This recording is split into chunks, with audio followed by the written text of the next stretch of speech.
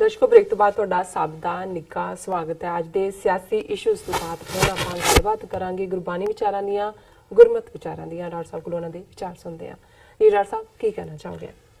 देखो राग सूही महला पंजवां अष्टपदियां कर 10वां असी शब्द का अद्धा हिस्सा पिछले हफ्ते ट्यूसडे विचारिया सी और अज जिहड़ा दूसरा हिस्सा जिहदे नाल शब्द की समाप्ति है इस दे विच काफ़ी लफज पोठोहारी डायलैक्ट दे इस्तेमाल कीते ने पंजवें पातशाह ने। पोठोहार लफज पठेहार पहाड़ तो आया और ये सारी बेल्ट पाकिस्तान दे विच जिहड़ी रावलपिंडी तो लैके साउथ पंजाब तक जाती है, ये सारे जिहड़े ज़िले ने उस दे विच पोठोहारी बोली जाती है जिहड़ी बड़ा मिठा पंजाबी डायलैक्ट है।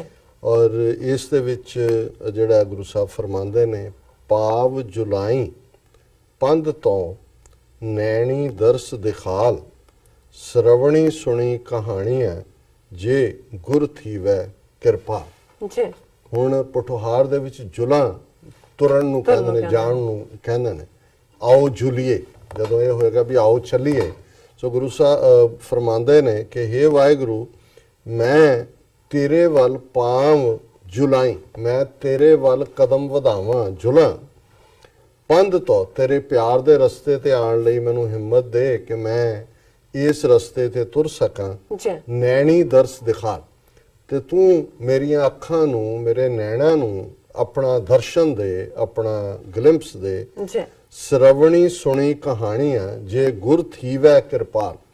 ਹੁਣ ਥੀਸੀ, ਹੋਸੀ, ਜਾਸੀ, ਖਾਸੀ ਇਹ ਪਠੋਹਾਰੀ ਡਾਇਲੈਕਟ ਹੈ। ਇਹਦੇ 'ਚ ਵੀ ਥੀਵੈ ਕਿ ਮੈਂ ਜਿਹੜਾ ਆਪਣੇ ਕੰਨਾਂ ਦੇ ਨਾਲ ਤੇਰੀਆਂ ਹੀ ਗੱਲਾਂ ਸੁਣਾ।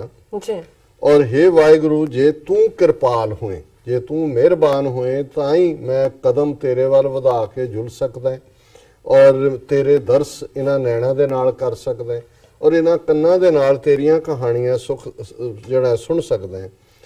ਕਿਤੀ ਲੱਖ ਕਰੋੜ ਪ੍ਰਿਏ ਰੋਮ ਨ ਪੁੱਜਣ ਤੇਰਿਆ, ਤੂੰ ਸਾਹੀ ਹੂੰ ਸਾਹੋ ਹਉ ਕਹਿ ਨ ਸਕਾਂ ਗੁਣ ਤੋਰਿਆ। ਤੇਰਿਆ ਪ੍ਰਿਏ, ਪ੍ਰਿਏ ਹੈ ਪਿਰ, ਪਿਆਰਾ।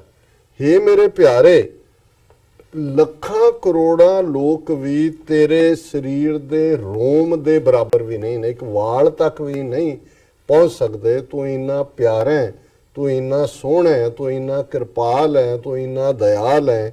ਕਿਤੀ ਲੱਖ ਕਰੋੜ, ਲੱਖਾਂ ਕਰੋੜ ਵੀ ਇਕੱਠੇ ਹੋ ਗਏ ਹਨ ਪ੍ਰਿਏ ਹੇ ਪਿਆਰੇ ਰੋਮ ਨਾ ਪੁੱਜਣ ਤੇਰੇ ਆ, ਤੇਰੇ ਜਿਹੜਾ ਉਹ ਰੋਮ ਤੱਕ, ਵਾਲ ਤੱਕ ਵੀ ਨਹੀਂ ਪਹੁੰਚ।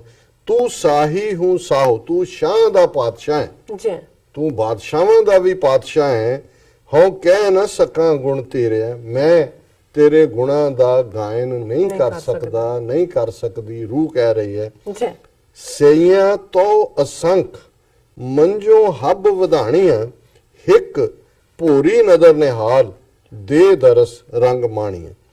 ਹੁਣ ਇਹਦੇ 'ਚ ਇੱਕ ਮੈਟਾਫਰ ਅਲੰਕਾਰ ਇਸਤੇਮਾਲ ਹੁੰਦਾ ਹੈ, ਜਿਵੇਂ ਬਹੁਤ ਸਾਰੀਆਂ ਇਸਤਰੀਆਂ ਇੱਕ ਪਿਆਰੇ ਨੂੰ ਰਿਝਾਉਣ ਦੇ ਯਤਨ ਦੇ ਵਿੱਚ ਹੋਣ ਔਰ ਉਸ ਦੇ ਵਿੱਚ ਕਿਹੜੀ ਉਸ ਵਾਹਿਗੁਰੂ ਨੂੰ, ਇਹ ਰੂਹਾਂ ਦੀ ਗੱਲ ਹੈ ਕਿ ਰੂਹਾਂ ਉਸ ਰੱਬ ਦੇ ਰਸਤੇ ਤੇ ਤੁਰੀਆਂ ਨੇ, ਕਿਸ ਰੂਹ ਨੂੰ ਪਿਆਰਾ ਆਪਣੀ ਬਣਾਏਗਾ ਇਹ ਉਸ ਪਿਆਰੇ ਦੇ ਹੱਥ ਹੈ। ਔਰ ਇਹ ਅਲੰਕਾਰ ਇਸਤੇਮਾਲ ਕੀਤਾ ਸਹੀਆਂ ਸਹੇਲੀਆਂ ਤੋਂ ਅਸੰਖ, ਵੀ ਤੇਰੇ ਰਸਤੇ ਤੇ ਤੁਰਨ ਵਾਲੀਆਂ ਰੂਹਾਂ ਤਾਂ ਅਣਗਿਣਤ ਨੇ। ਮੰਜੋ ਹੱਬ ਵਧਾਣੀਆਂ, ਮੇਰੇ ਨਾਲੋਂ ਸਾਰੀਆਂ ਹੀ ਵਧੀਆ ਨੇ, ਮੇਰੇ ਨਾਲੋਂ ਸਾਰੀਆਂ ਹੀ ਜ਼ਿਆਦਾ ਸੋਹਣੀਆਂ ਨੇ, ਜ਼ਿਆਦਾ ਗੁਣਾਂ ਨਾਲ ਭਰਪੂਰ ਨੇ, ਤੇਰੇ ਪਿਆਰ 'ਚ ਰੰਗੀਆਂ ਹੋਈਆਂ। ਮੇਰੀ ਰੂਹ ਮੈਂ ਤਾਂ ਬਿਲਕੁਲ ਜਿਹੜੀ ਹੈ ਉਹ ਅਣਜਾਣ ਹੈ। ਹਿੱਕ ਭੋਰੀ ਨਦਰ ਨਿਹਾਲ, ਹੁਣ ਹਿੱਕ ਇੱਕ ਨੂੰ ਕਹਿੰਦੇ ਨੇ ਪਠੋਹਾਰੀ ਕਿ ਹਿੱਕ ਭੋਰੀ, ਭੋਰ for a second, fraction of a second, ਨਦਰ ਨਿਹਾਲ।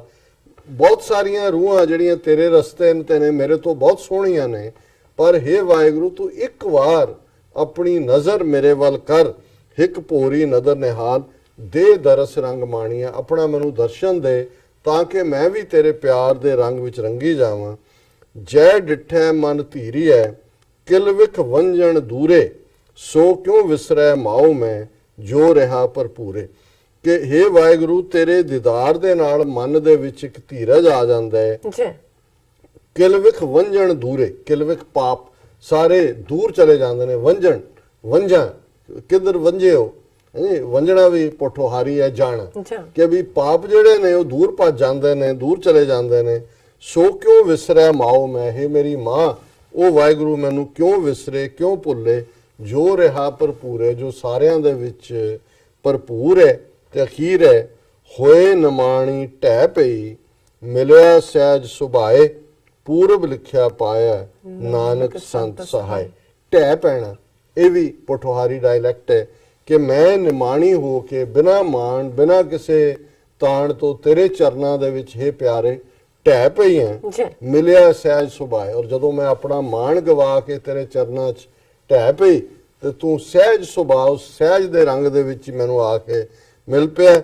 ਪੂਰਬ ਲਿਖਿਆ ਪਾਇਆ ਨਾਨਕ ਸੰਤ ਸਹਾਏ, ਕਿ ਗੁਰੂ ਦੀ ਮਦਦ ਨਾਲ, ਜੋ ਸੰਤ ਦਾ ਲਫ਼ਜ਼ ਹੈ ਗੁਰੂ ਦਾ ਸੂਚਕ ਵੀ ਹੈ, ਕਿ ਗੁਰੂ ਦੀ ਮਦਦ ਨਾਲ ਪੰਜਵੇਂ ਪਾਤਸ਼ਾਹ ਫਰਮਾਉਂਦੇ ਨੇ ਕਿ ਇਹ ਤੇਰੀ ਬਖਸ਼ਿਸ਼ ਸੀ ਕਿ ਮੇਰੇ ਕਰਮ ਪੂਰਬ ਤੂੰ ਲਿਖੇ ਹੋਏ ਸੀ ਤੇ ਮੈਂ ਜਦੋਂ ਤੇਰੇ ਚਰਨਾਂ ਤੇ ਢਹਿ ਪਈ ਮਿਲਿਆ ਸਹਿਜ ਸੁਭਾਏ, ਤੂੰ ਮੈਨੂੰ ਆ ਕੇ ਮਿਲ ਪਿਆ। ਇਹ ਅੱਜ ਦਾ ਵਿਚਾਰ ਹੈ ਜੀ। ਡਾਕਟਰ ਸਾਹਿਬ ਤੁਹਾਡਾ ਬਹੁਤ ਬਹੁਤ ਸ਼ੁਕਰੀਆ, ਤੁਸੀਂ ਅੱਜ ਦੇ ਅਹਿਮ ਇਸ਼ੂ ਤੇ ਅੱਜ ਦਾ ਵਿਚਾਰ ਸਾਡੇ ਦਰਸ਼ਕਾਂ ਨਾਲ ਸਾਂਝਾ ਕੀਤਾ। ਇਸ ਨਾਲ ਆਪਣੇ ਵਿਊਅਰਸ ਕੋਲ ਲੈਣੇ ਇਜਾਜ਼ਤ।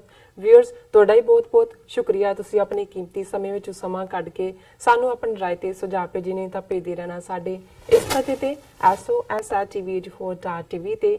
ਅਸੀਂ ਆਪਣਾ ਪ੍ਰੋਗਰਾਮ ਲੈ ਕੇ ਫਿਰ ਦੁਬਾਰਾ ਤੁਹਾਡੇ ਸਨਮੁਖ ਹੋਵਾਂਗੇ। ਤਦ ਤੱਕ ਲਈ ਮੈਨੂੰ ਤੇ ਆਪਣਾ ਸੁਣਾ ਗਿਆ ਦੋ ਦੇਖਦੇ ਰਹੋ TV84। ਬੁਲਾ ਦਿਓ ਫਤਿਹ। ਵਾਹਿਗੁਰੂ ਜੀ ਕਾ ਖਾਲਸਾ, ਵਾਹਿਗੁਰੂ ਜੀ ਕੀ ਫਤਿਹ।